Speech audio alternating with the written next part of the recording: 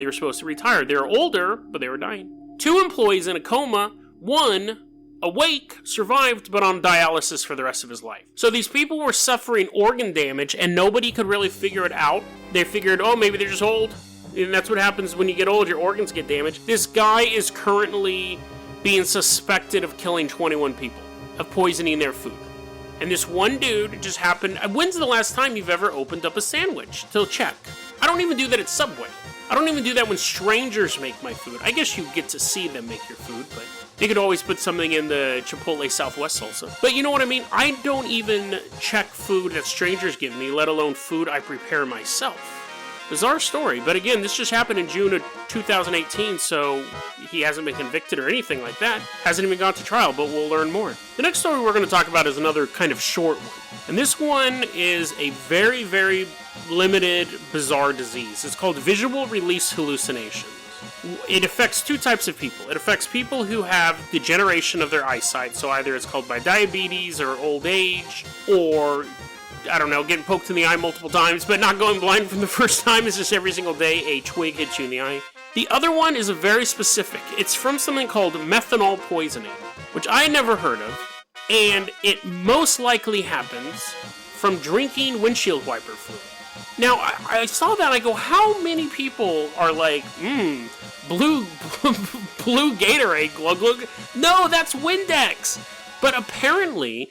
it's not like in the top 10, but it's a more common than you would think way of killing yourself. Drinking windshield wiper fluid. That's so specific. That's not like drinking bleach or drinking ammonia or whatever. I mean, you kind of have to go out of your way to say, oh man, I just can't do it anymore. Where's the keys to the car? And they're like, no, don't breathe in carbon monoxide. No, what are you talking about? I'm not going to do that. And then you're like drilling a hole. I hate to be making light of it, but that's such a specific thing. Like, why would that be your go-to thing? But it happens, surprisingly, a lot. Drinking windshield wiper fluid. I didn't even know that stuff was toxic. I wouldn't drink it, but I didn't know it could kill you. Anyways, so if you drink too much of this windshield wiper fluid, or you just get poked in the eye multiple times, or you just have diabetes, you can develop visual release hallucinations, or it's also known as the Charles Bonnet syndrome. And this is what you do. It's a set of hallucinations, but they're increasingly bizarre. The first thing is that you'll be sitting there and you'll see an inanimate object. So you'll just see like a stool in the corner. And you go, well, that's weird. I don't own a stool. And then it's like, well, it disappears. And you're like, Charles Bonnet. Sometimes you'll see people. And I'm assuming they're not inanimate. I'm sure they're like walking by and they're like, hey guys, what's up? And you'll disappear and you're like, I guess I was hallucinating again. Animals, again, you see animals. Now, what's weird is you might be really seeing real people and real animals. I don't know how you would differentiate those from hallucinations unless they like evaporated or they're walking upside down or something like that. But usually, I guess I should have read a little more in my notes because this explains why you know it's hallucination. Generally, you'll see them, and they'll be tiny people. So, like Gulliver... I'm not going to talk about Gulliver's Travel again, but like Lilliputians, like little tiny people walking around, little tiny animals. Actually, okay, so if you took a 6-foot person, my height, I'm a 6'5", but if you took a 6-foot person, and you made him tiny, and now he's this tiny guy walking on your floor... If you took a cat, that's how tall are cats? Half a foot? And you shrunk him down, would he be the size, would the scale work? So if you saw a tiny person who used to be 6 feet and now he's, 10 inches, and then you took a half-foot cat, would he be also a 10-inch cat? Because it's all hallucinations. Or would he shrink down so he's the same tiny cat next to the person? If there was no person there, would you just see, cats are tiny anyways. But also another weird thing is that in 1760, they were talking about this disease. They said, they were talking about the tiny people, and then they said, quote, physically impossible circumstances, unquote. Now, in modern times, what people will see with Charles Bonnet, so like Mickey Mouse dancing in front of him, whistling, on the steamboat, whatever. In 1760, would they have seen a cartoon? Do you have to see something for your hallucination to be based on? Would they see, like, wood carvings? Would they see, like, just a still image of a... That's kind of creepy. You're sitting in a room, and you wake up, and there's just, like, a still image of a wood carving man staring at you. But that's actually more creepy than the cartoon, but... Would they see... Is it possible to hallucinate something that's based on nothing that you've ever seen? Could somebody... If I was hallucinating, if I had this disease, I may see Optimus Prime and Bumblebee run by in animated form. In 1760, I'm not saying they would see Optimus Prime and Bumblebee, but would they see a cartoon run by them even though they had no concept of what a cartoon was? How does that work? Are all of our hallucinations... I mean, I know you can hallucinate fractals and stuff like that, but that's more of like a mathematical, scientific thing. And you could say, well, I've never seen a fractal before, but once I started hallucinating, I started tripping out and seeing all this crazy stuff. But could you hallucinate something that you had never, ever seen before? Not like an 8-headed dragon, but I mean like the style. Could someone in 1760 hallucinate a Rob Liefeld type drawing, even though they had no idea of what that would have looked like? They had no idea of cartoon or comic books or animation or anything like that. Could they hallucinate that? I don't know, because if humans can create animation, then the animation is something. If humans can create something, then that means the human mind is capable of expressing it. Would a baby know what a cartoon? Could a baby hallucinate a cartoon without ever seeing a cartoon? Because when it sees a cartoon, it understands what it is. Therefore, the brain is capable of processing it. Therefore, the brain should be able to create it itself without having ever seen it in the first place. Does that make sense? When I read that, I thought, that would be crazy. I mean, think about it. You already think you're going crazy. You see your uncle and your dog, they're like 10 inches tall. They're walking through the grass, and you're like, whoa, I must be going crazy. And then you turn around the corner, and you see Donald Duck playing a xylophone. And you'd be like, I have no frame of reference for that whatsoever. I've never seen 2D animation before. And here's this guy dancing around.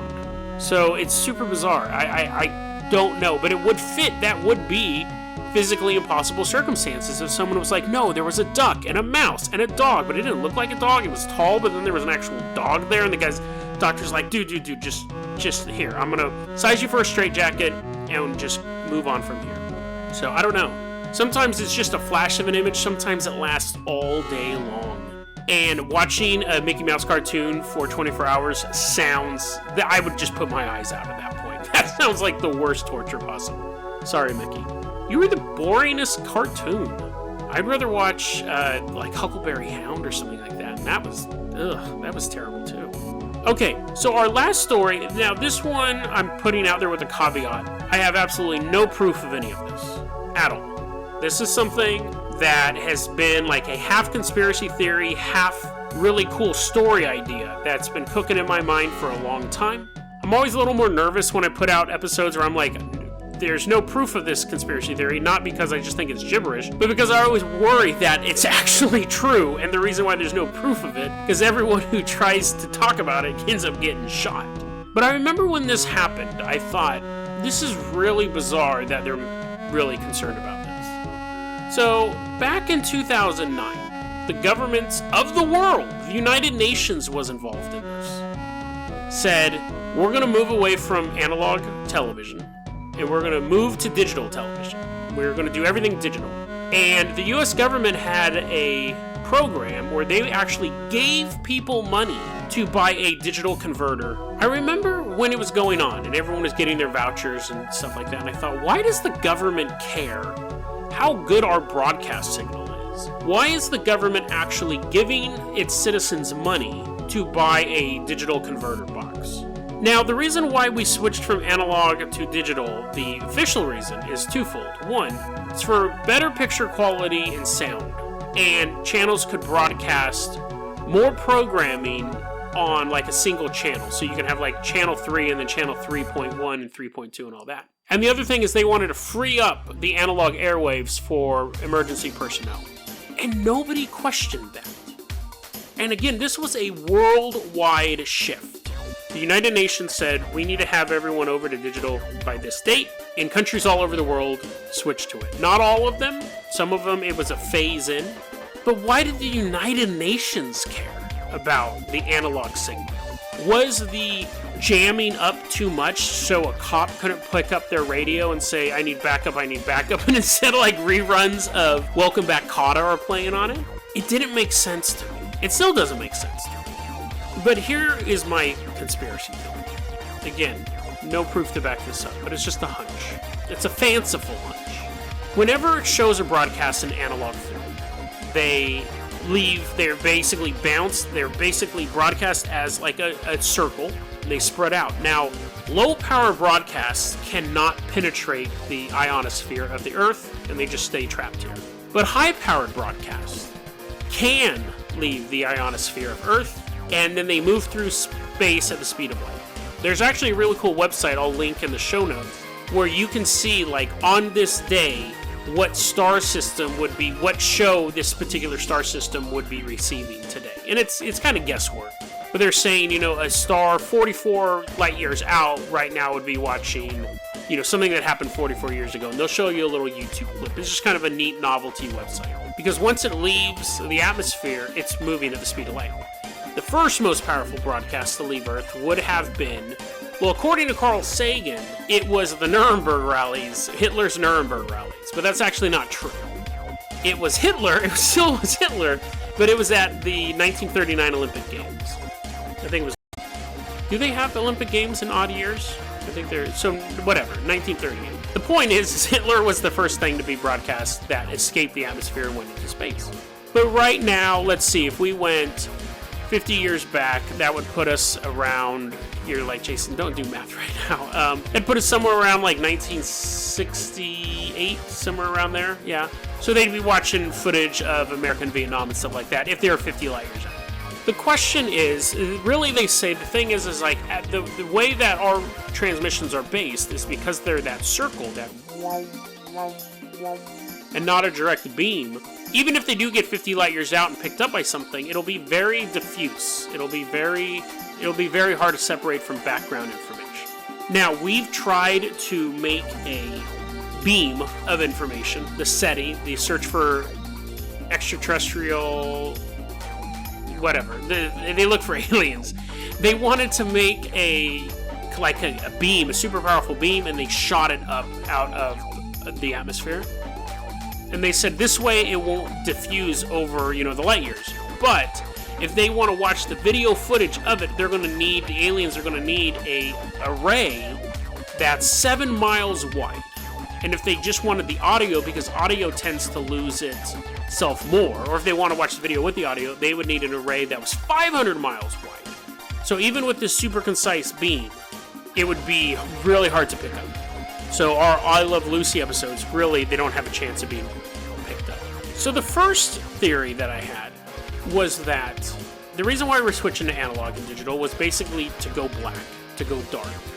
Cable doesn't send out the signals, streaming doesn't send out the signals, internet doesn't send out the signals. It's just these big, high-powerful broadcasting analog towers that would. And so if the government said, listen, we're letting everyone know where we're at. And we're just sending out wave after wave after wave of information of where we're at. And it would be equivalent of you're basically hiding in a forest from a bunch of predators. You're lost in a dark forest surrounded by wolves, and you don't know where the wolves are, and they don't know where you are. And then you break out your boombox and start playing Steve Winwood top volume. And now they know where you're at, and you still don't know where they are until it's too late. They're too close. So the first idea was that we're going to go dark, and then you would have to roll into that all of this SETI building the beam and stuff like that's all fake, that they didn't really do that. The reason why the theory didn't necessarily wash with me is because assuming that NASA's not totally lying to us and all that stuff, we've sent out satellites, we've sent out Voyager, SETI's doing their thing and stuff like that. But what if the reason why we switched to digital television is to not hide ourselves from some other race out there, but to hide them from us? Because it would work both ways. If a broadcast signal was headed towards Earth, the analog stations could pick it up. Now, and I did earlier say you would need a concentrated beam and a receiving array that, 5 to 500 miles long, or 7 to 500 miles long, whatever it was. But